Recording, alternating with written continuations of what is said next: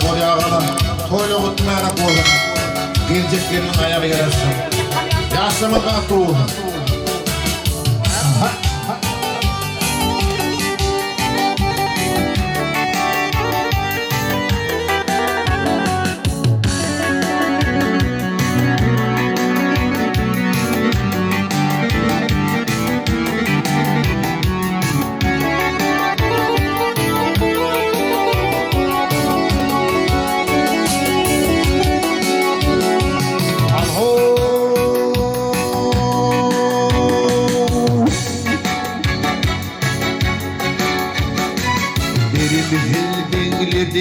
Ahil baylardan birimizi bekledin ahil baylardan çölü çıkan erkek sopan yansıdır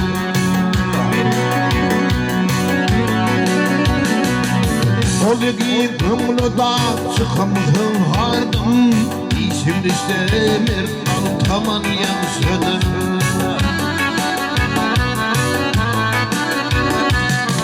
o yegi kımlıdan çıkımızın hardan İşin istemir kaltaman yansıdır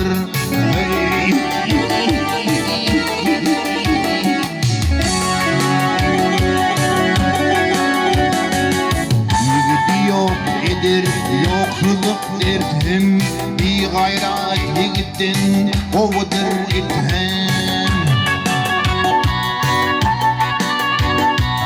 Betlağın kardeşten yaman komşudan Nadan dostumdana düşman yansın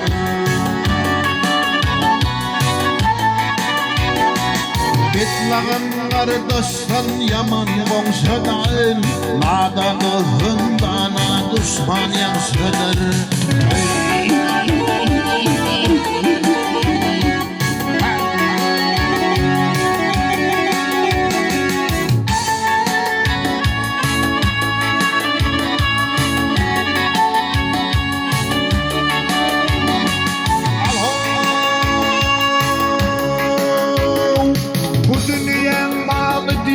Geçmen yansıdan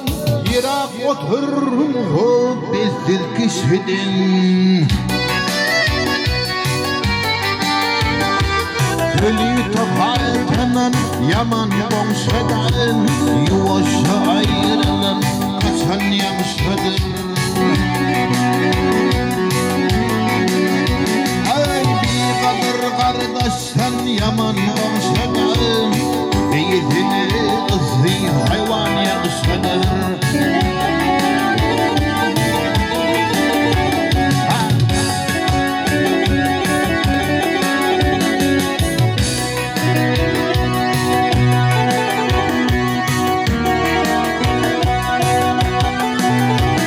Ay elinim ağrıdan ölümden katay Ölümden de katay kişi minneti Mollalar öveler ol kıyamet ey Koyulur uyan tizahan yansıdır